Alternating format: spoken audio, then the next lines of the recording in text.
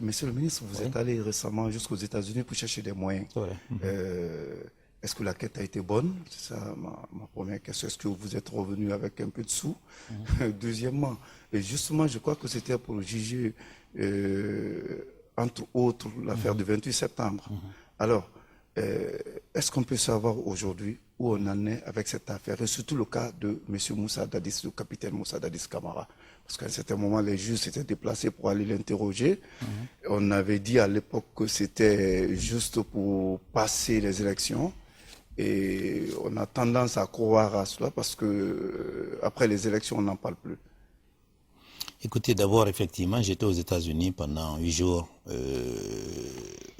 aux Nations Unies. Le bureau de Mme Bangoura, qui est sierra-léonaise, qui est secrétaire général adjoint pour les crimes sexuels, etc. Et ensuite, on était à la Banque mondiale, à Washington, et au département d'État. J'ai eu, jusque-là, c'était des promesses. Donc, j'ai eu des engagements cette fois-ci.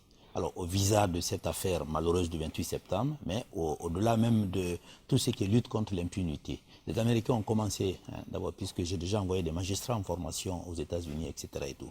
J'espère que le reste va suivre. Mais on m'avait dit quand même d'attendre un délai de 6 mois pour le décaissement. C'est pourquoi nous, à compter de septembre, les choses vont être importantes au niveau de ce qui va se passer dans mon département. Alors, concernant cette malheureuse affaire qui est une honte pour la Guinée, l'affaire du 28 septembre, moi je suis en contact avec les associations de victimes, c'est évident. Et pourquoi la CPI ne s'est pas saisie de ce dossier-là? Parce que dès le début, en 2009, effectivement, il y a eu un engagement de l'État guinéen, donc pendant la transition, pour dire qu'on va juger cette affaire-là. Le pôle des 3 juges d'instruction a été constitué. Donc avant 2010, ils ont commencé à travailler le dossier avant 2010. Donc moi je n'ai fait que faire accélérer les choses et tout. Puisque je connais le traité de Rome, j'ai été dans le temps expert auprès de la CPI, mais pour une autre cause par rapport au Niger. Donc, ils ne peuvent pas se saisir de ce dossier si la justice guinéenne travaille là-dessus. Le principe de subsidiarité. Alors maintenant, il faut que la justice guinéenne montre sa capacité de pouvoir le juger et tout. C'est ce qu'on est en train de faire. Alors quand on a été à Ouaga, effectivement, on a interrogé le capitaine Dadis, il a été inculpé dans ce dossier. Et on est en recherche de Toumba, on ne sait pas où il est, etc. et tout. On espère que le général Konaté va témoigner également. Donc, d'ici la fin de l'année, on espère boucler ce dossier. Une fois qu'on va boucler ce dossier, donc on va commencer à préparer effectivement le procès qui aura lieu en 2017 forcément, si on boucle l'instruction à la fin de l'année. Monsieur le ministre, ce dossier est un challenge pour votre département et tout le système judiciaire guinéen. Est-ce que vous avez des contraintes spécifiques par rapport à l'évolution de ce dossier? Écoutez, je m'étais fixé une barre avec le parquet général. On s'est dit, on va annoncer une bonne nouvelle aux Guinéens pour le 28 septembre et tout. Et là, ça ne sera pas possible, puisqu'on a découvert des victimes à Dakar, notamment 2 dames ou 3 dames qu'on a découvert à Dakar. J'ai demandé, il faut absolument, notamment il y a une qui connaît un certain nombre d'acteurs qui ne sont pas encore attraits dans la procédure. Donc un des 3 juges ira les interroger, etc. Et il y a ça. Et puis, on espère que dans les 2 mois à venir, on pourra interroger les dernières personnes qui restent et tout. Auquel cas, d'ici la fin d'année, on pourra boucler ce dossier. Et vous savez, j'ai dit que, puisque certains dans ce pays sûrement n'ont pas intérêt que ce procès ait lieu, pour des raisons X, Y, ça les appartient, ça c'est leur problème et tout. Mais on ne peut pas faire l'économie de ce procès. Si jamais la Guinée ne fait pas ce procès, c'est la CPI qui va récupérer ce procès. Et à juste titre. Et je serai le premier à applaudir. Mais comme pour l'instant, de toute façon, au visa de ce qui a été fait jusque-là, on peut faire ce procès-là, donc on y va.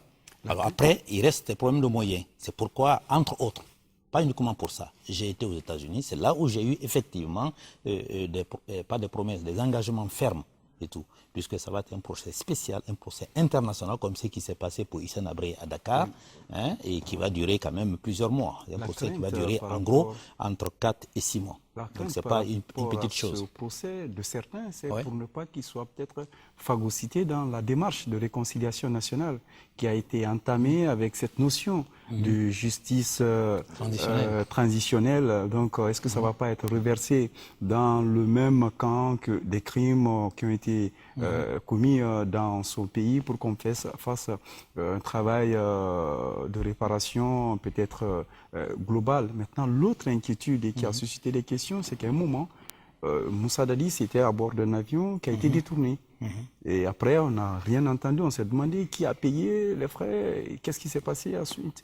Est-ce que tout ça ne pèse pas dans ce dossier? Qui tient réellement ce dossier? Écoutez, donc vous l'avez dit en aparté, ce procès va avoir lieu. Il n'y a absolument pas de raison. Le procès va avoir lieu. C'est une question de timing. On arrive au 7 ans là, au 28 septembre. Alors maintenant, l'ancien président, la junte militaire, pour lequel moi personnellement j'ai du respect, contrairement à ce que pensent certains. Moi j'ai dit que pour l'instant il est inculpé dans ce dossier, mais en même temps il est victime. Bon, mais ça c'est notre histoire. Les magistrats feront leur travail et tout. Beaucoup de gens parlent au nom du capitaine Dadis et tout. Que les gens le respectent, qu'on le laisse tranquille. Il viendra s'expliquer devant la cour d'assises qui va statuer sur cette affaire-là en temps opportun. Que les gens arrêtent de parler en son nom. La cour d'assises est supprimée. En fait, la cour d'assises, c'est un syllogisme. Ah, d'accord. Voilà, quand la cour d'assises, c'est-à-dire, vous avez compris quoi, la juridiction. Voilà, c'est dans ce sens-là.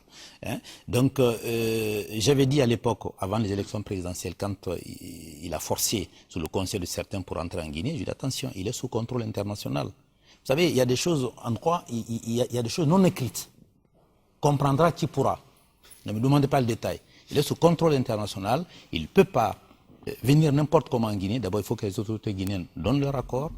Et ensuite, quand il viendra en Guinée, soit il sera en détention, soit il sera sous contrôle judiciaire, jusqu'à ce que l'affaire soit jugée. C'est aussi simple que ça. C'est le code de procédure pénale, ça, que je suis en train de citer. Donc, ça ne tombe pas du ciel, effectivement. Donc, cela dit, il y a la présomption d'innocence. Respecter ce monsieur qui a dirigé ce pays pendant 1 an. Il viendra s'expliquer avec ses avocats devant la juridiction qui va le juger. Beaucoup de gens parlent de ce dossier sans le connaître et tout.